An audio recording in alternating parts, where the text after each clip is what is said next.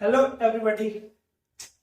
तो अब हम लोग आ चुके हैं अपने सबसे लास्ट टॉपिक, नहीं बोलेंगे, इस फ्रेंच रेवोल्यूशन के जर्नी के अपने सबसे लास्ट कुछ टॉपिक्स पे। आज हम लोग इस चैप्टर का कर देंगे बिल्कुल द एंड, कंक्लूजन पे बात करेंगे, बिल्कुल निष्कर्ष की बात करेंगे कि आखिर क्या हुआ फ्रेंच रेवोल्यूशन के बाद कंट्री का। ठीक है, अब तक हम लोग समझे थे कि भाई तो अभी फिलहाल तो लास्ट का वीडियो में हम लोग नॉर्मल टॉपिक समझ रहे थे, जो इंटरनल टॉपिक था, विमेन के बारे में समझे, लोग स्लेव्स के बारे में समझे। उससे पहले तक लोग समझे थे कि भाई जो लास्ट का रूल था गवर्नमेंट का वो था डायरेक्टरी रूल, और उसको हटा दिया था किसने? नेपोलियन ने। नेपोलियन ने उसको हटा के कॉन्सुलेट रूल आया था। और उसके बाद 1804 में जो नेपोलियन है वो खुद को क्या करता है? क्राउन पहनाता है। नेपोलियन 1804 में खुद को क्या पहनाता है? मुकुट पहनाता है। खुद को फ्रांस का एम्परर, खुद को फ्रांस का राजा घोषित कर देता है। जहां तक की डेमोक्रेटिक की बातें लेकर वो आया था, डेमोक्रेटिक रूल को फॉलो कर रहा था, बट उस चेन को, जो रिपब्लिक डेमोक्रेटिक चेन था, उसको तोड़ता है। 1804 में खुद को घर साबित कर देता, साबित बोल रहा हूँ, 1804 में खुद को डिक्लेयर कर देता है कि हम फ्रांस के क्या है? किंग है। I am the emperor of king. Monarch system को पुट करता है, मोनार्क सिस्टम को दोबारा पुट कर देता है। यानी कि बना बनाया लंबा चौड़ा मेहनत को फिर से नेपोलियन क्या करता है? बर्बाद करता है। और पावर फिर से कॉन्सेंट्रेट हो जाती है एक महान मिलिटेंट के हाथ में, महान मिलिट्री कमांडर नेपोलियन बोनापार्ट के हाथ में। 1804 में एक कहानी होता है, 1804 में वो सम्राट घोषित करता है खुद को। ठीक है, और इसके बाद वो क्या करता है, धीरे धीरे जितना भी पहले तो वो मोनार्क वाला सिस्टम जो है, अगल बगल के जितने मोनार्क्स हैं उनको खत्म करता है, और अपना एक ना पूरा किंगडम बनाना स्टार्ट करता है, अपना साम्राज्य बनाना स्टार्ट करता है। किंगडम बनाना चाहता है नेपोलियनिक किंगडम, किंगडम अपना एक पूरा साम्राज्य बनाना स्टार्ट।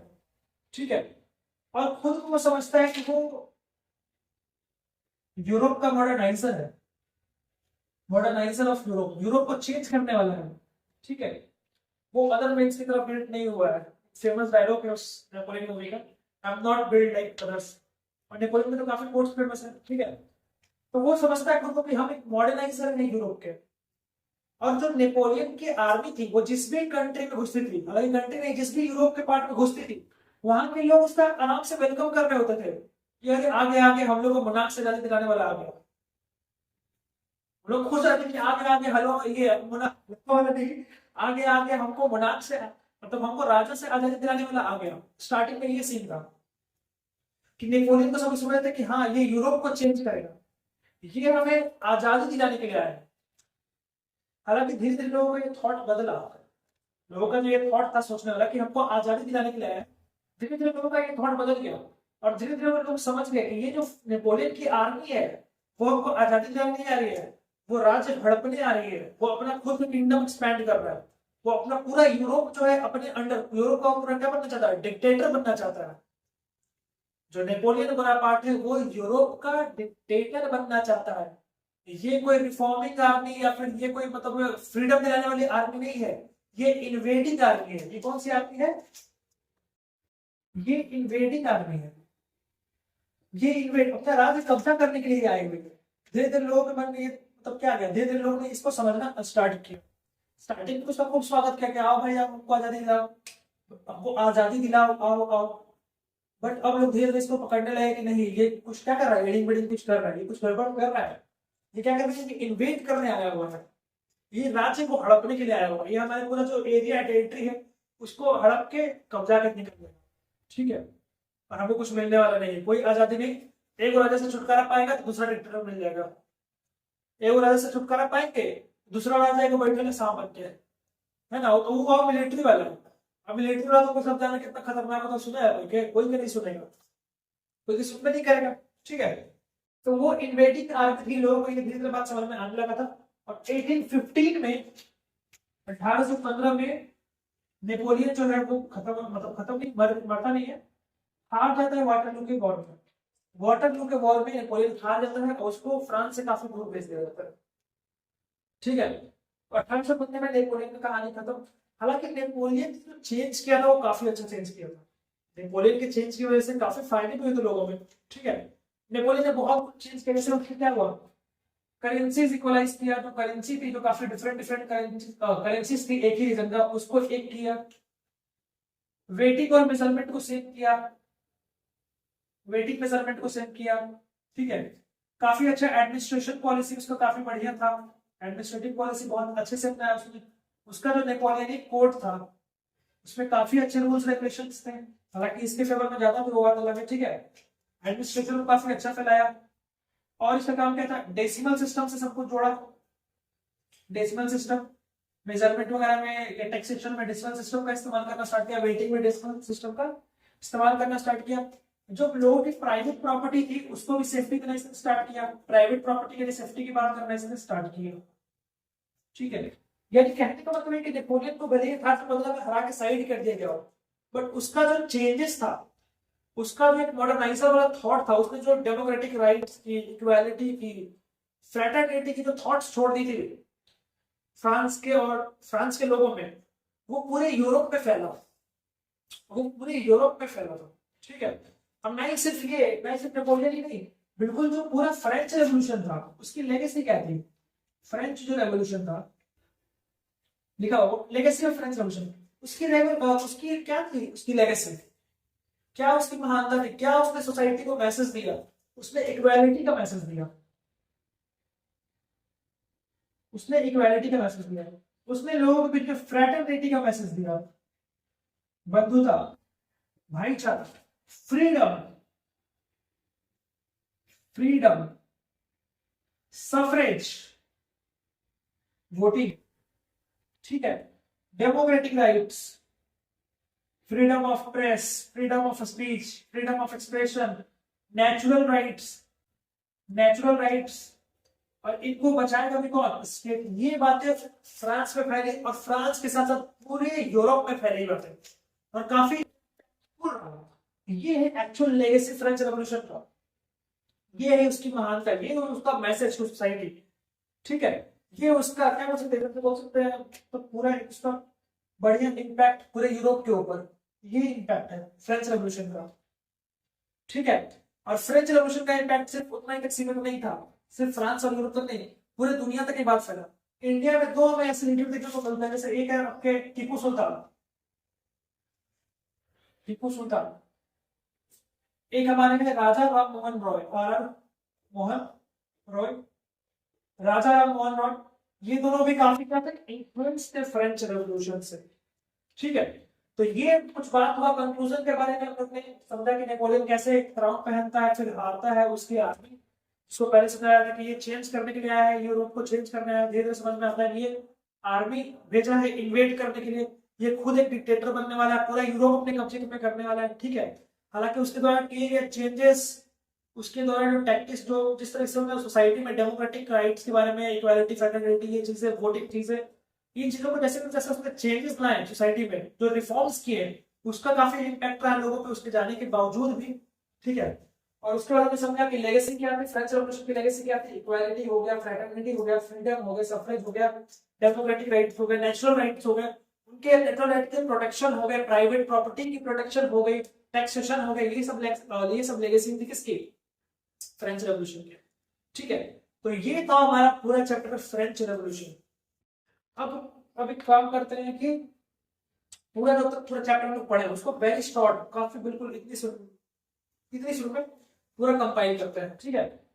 लुईस 16 से कहानी स्टार्ट होती है। लुईस 16 जो था उसकी शादी होती है मैरी एंटोनेट के साथ, काफी सुंदर भी थी मैरी एंटोनेट, ठीक है। तो लुईस 16 की शादी होती है मैरी एंटोनेट के साथ, बट एक्चुअली होता क्या कि उसके पास तो उसको राज तो मिला, उसको राजा भी बना दिया गया बहुत कम एज में, बट उसके पास ट्रेजर खाली था, फ्रांस के पास पैसा नहीं था, उसकी तिजोरी खाली थी क्योंकि उसने बहुत सारे वॉर में इन्वॉल्वमेंट लिया था। अमेरिका को ब्रिटेन से, अमेरिका की जो कॉलोनीज थी 13 कॉलोनीज, उसको ब्रिटेन से आजादी दिलवाने में इन्वॉल्व हो गए थे, प्लस में जिससे इन्होंने उधार लिया था, जिससे लोन लिया था, वो इनसे काफी हाई इंटरेस्ट पे वापस पैसा वसूल रहे थे, जिस वजह से एक कंडीशन बैठ गया था कि हाँ भाई ये क्या करेगा, टैक्स को बढ़ाएगा, टैक्स को क्या करेगा, इंक्रीज करेगा। उसके बाद तो देखा था कि सोसाइटी क्या थी उसकी, और क्यों टैक्स से सोसाइटी को जोड़ा गया, क्योंकि उनको पता चला कि भाई सोसाइटी के 3 पार्ट हैं, क्लर्जी, नोबिलिटी और थर्ड स्टेट। और ये दोनों जो ऊपर वाला है गोरा गोरा लोग, क्लर्जी और नोबिलिटी, इन लोग को भी टैक्स दिया भी नहीं है और ना ही देता है, इन लोग को राइट है, लोग टैक्स नहीं देंगे, बट इनको टैक्स हर मजबूरी में देना पड़ता है, हर तरह के डिमांड में इनको टैक्स भरना ही पड़ता है। अब कहानी ये था कि लुई 16 जो है वो टैक्स बढ़ाएगा, ऑब्वियस बात है कि भाई उसको पैसा रिकवर करना है, पैसा रिटर्न करना है, ठीक है, तिजोरी भरा हुआ चाहिए उसको। अब वो क्या करेगा, टैक्स को बढ़ाएगा, बट वो सडनली टैक्स इन लोग पे इम्पोज नहीं कर सकता है। इन लोग पे टैक्स इम्पोज करेगा कि, और लगता है कितना साल से लोग एंजॉय करते हैं अपना फ्रीडम, तभी वो बोलेंगे कि ना हमको ठीक है तुम सही बोल रहे हो, हमको टैक्स देना चाहिए, है ना। डेली मम्मी तुमको 100 रुपए दे रही है, कि तुमको 1 रुपए सिक्का दिमाग थमा दी, तो नहीं लगेगा कि मतलब लग रहा है कि भीख मांग, तो भिखारी टाइप का फीलिंग आ जाएगा मन में। भाई डेली 100 रुपए हम लोग एक्सेप्ट नहीं करेंगे, उठा के फेंक देंगे घुमा के, 100 रुपए डेली लेते हैं, आज के 100 रुपए ले लेंगे, आज भी 100 रुपए चाहिए, ठीक है। तो सेम ये लोग इतने साल से कलर्जी कम्युनिटी इतना फ्रीडम एंजॉय करते हुए आ रहा है, कोई टैक्स इन लोग को देना नहीं, कोई काम धाम नहीं, बिल्कुल पड़े हुए बेड पे एकदम आयशी कर रहे हैं। उनको बोला जाए टैक्स देने के लिए तो कभी मानेंगे, कभी नहीं मानेंगे। तो ऑब्वियस बात है कि जो टैक्स का इम्पोजमेंट बढ़ेगा वो किसके ऊपर बढ़ेगा, थर्ड स्टेट के ऊपर बढ़ेगा। फिर हम लोग देखते हैं कि भाई जो पैलेस ऑफ वर्साई होता है, पैलेस ऑफ वर्साई में क्या क्या होता है, स्टेट जनरल की मीटिंग बुलाई जाती है, स्टेट जनरल्स की मीटिंग बुलाई जाती है। स्टेट जनरल की मीटिंग में तीनों स्टेट के लोग होते हैं, जो पहले स्टेट के होता है 300 मेंबर, दूसरे स्टेट का होता है 300 मेंबर, और तीसरे स्टेट के क्या होते हैं 600 मेंबर, और हर को एक ही वोट का अधिकार है। अब इस टाइम में बड़े बड़े फिलोसफर्स का थॉट जो था, जैसे जॉन लॉकी हो गया, मॉन्टेस्क्यू हो गया, रॉबिस्पियर बार बोल दे रहे, जॉन लॉकी हो गया, मॉन्टेस्क्यू हो गया, रूसो हो गया, इन लोगों के थॉट से जो जनरल जो थर्ड स्टेट के लोग थे काफी इंस्पायर्ड थे। उनका कहना था कि भाई ये तो इक्वालिटी नहीं है, 600 के ऊपर एक वोट इक्वालिटी नहीं है, आप एक काम कीजिए 1% वोट कीजिए, 1% 1% 1 वोट। राजा इस बात को मानता नहीं है, डिसएग्री करता है इस बात से, तो ये लोग यहाँ से निकल लेते हैं और ये लोग बनाते हैं नेशनल असेंबली। नेशनल असेंबली ये लोग बनाते हैं और वहां पे लेते हैं टेरिस ओथ लेते हैं कि भाई जब तक हम लोग क्या करेंगे, फ्रांस का एक नया बढ़िया कॉन्स्टिट्यूशन नहीं बना सके तब तक शांति से नहीं बैठेंगे। और एट द सेम टाइम क्या होता है, 14 जुलाई 1789 को लोगों पे अफवाह फैला होता है कि भाई जो टैक्स बढ़ाने के चक्कर में राजा जो है हम लोग पे गोलीबारी करवाने वाला है, और उसी टाइम पे एक आर्मी की ट्रुप पेरिस पहुंच जाते हैं। अब लोग वहां पे क्या होता है, डर जाते हैं उस आर्मी की ट्रुप को देख, हालांकि कुछ करना नहीं था आर्मी वाला, बट उन लोगों को देख के लोग जो फ्रांस के लोकल लाइफ में डर जाते हैं, वो खुद का अपने पीपल मिलिट्री यानी कि खुद का ग्रुप बनाते हैं और हमला कर देते हैं उन आर्मी पे। और उसके बाद वो क्या करते हैं, गिरा देते हैं वेस्टाइल के फोर्ट को। वेस्टाइल के फोर्ट को एक प्रिजन था, ये जेल था, वेस्टाइल फोर्ट को गिराया जाता है। और वह कि ये ऑफिशियल शुरुआत है फ्रेंच रेवोल्यूशन का। और ये कहानी तो वेस्टाइल फोर्ट का हो गया, प्लस में इसके साथ हम देखते हैं कि गांव देहात में क्या होता है, लड़ाई झगड़ा चालू हो जाता है, जो जमींदार लोग हैं उनके डॉक्यूमेंट्स को जला दिया जाता है, उनके घरों को जला दिया जाता है, ठीक है। तो ये सब देखते हुए गाँव देहात को ये सब सीन देखते हुए शहर में दंगा फैला हुआ है, गाँव में भी दंगा फैला हुआ है। इस चीजों को देखते हुए जो लुई 16 था वो क्या करता है, लुई 16 कॉन्स्टिट्यूशन पे हाथ भरता है, क्या ठीक है चलो बना दो यार, ठीक है मान लेते हैं, सह लेंगे थोड़ा, ठीक है, बट ये खतरनाक वाला मानना उसको हो गया। अब फ्रांस का जो गवर्नमेंट था यहाँ पे क्या हो गया, चेंज हो गया। अब यहाँ पे फ्रांस जो है वो मोनार्की नहीं बन गया, वो क्या बन गया, कॉन्स्टिट्यूशनल मोनार्की। यानी कि राजा तो होगा बट वो मतलब ऐसे करता है कि वो कॉन्स्टिट्यूशन से बंधा हुआ है, वो खुद से कुछ भी प्रैक्टिस नहीं कर सकता है, ठीक है, खुद से कुछ नहीं कर सकता है, कॉन्स्टिट्यूशन के अकॉर्डिंग उसको काम करना पड़ेगा। जो पहले वाला राजा का प्रियोरिटी था, जो पहले वाला राजा का जो सीन था, पहले जितना एंजॉयमेंट जितना मजा सब कुछ मन में आया जो कर दिया, वो चीज अब नहीं हो सकता है। अब उसको कॉन्स्टिट्यूशन का परमिशन चाहिए होगा और कॉन्स्टिट्यूशन हमेशा उसकी पावर को चेक कर रही होगी। ये फ्रांस में सीन होता है, ठीक है। अब इसके बनने के बाद जो राजा होता है वो काफी एडिंग वेडिंग कर रहा होता है, क्योंकि उसको डर होता है कि भाई ये तो पूरा एकदम मेरे पावर छीन लिया, अच्छा खासा मेरा लाइफ गुजर रहा था और लाइफ बर्बाद कर दिया। अब जो राजा होता है वो क्या करता है, एडिंग वेडिंग करता है, थोड़ा सा अगल बगल के अपना सर ससुराले जो है, कोई रसिया हो गया, कोई ऑस्ट्रिया हो गया, वहां जाकर क्या करने लगा, बातचीत कर रहा है, मिलजुल के तुम लोग हमला कर दो ना। तब तक जो नेशनल असेंबली है वो ऑस्ट्रिया प्रेसिया में वॉर डिक्लेयर कर देती है, ठीक है। और वॉर डिक्लेयर करने के बाद अब मौका मिलता है, एक बात और इसमें बताना बहुत जरूरी है कि जो नेशनल असेंबली है वो थर्ड स्टेट के लोग बनाए हैं बट रिच लोग बनाए हैं। अब जब यहाँ थोड़ा सा वैकेंट खाली, क्या बोल सकते हैं, एक तरह से जो नेशनल असेंबली है वो बिजी हो गई तो वॉर डिक्लेयर करने में उसकी तैयारी में, तब तक जो थर्ड स्टेट के गरीब लोग थे उनको मौका मिल जाता है अपनी ग्रुपिंग करने का, उनको मौका मिल जाता है पब्लिक बोल रहे गवर्नमेंट के ऊपर पॉलिसीज के ऊपर बात करने का, क्या एक्शन उनको लेना चाहिए इसके लेने का। और इसके लिए वो डिफरेंट डिफरेंट पॉलिटिकल ग्रुप बनाना स्टार्ट करते हैं, और इसमें से सबसे बढ़िया और सबसे बेस्ट, सबसे फेमस ग्रुप जैकोबिन क्लब आता है। और जैकोबिन क्लब क्या करती है, जो वो क्या बोलते हैं उसको, किंग होता है लुई 16, और उसकी फैमिली को क्या कर लेती है, अरेस्ट कर लेती है। लुई 16 को क्या करती है, अरेस्ट करती है, और उसको क्या कर देती है, गुलेटिन कर देती है। क्या कर देती है, गुलेटिन कर देती है उसकी और उसकी वाइफ को। लुइस को और उसकी वाइफ को क्या कर दिया जाता है, गुलेटिन कर दिया जाता है। और अब नेशनल असेंबली का भी क्या होता है, फॉल हो जाता है।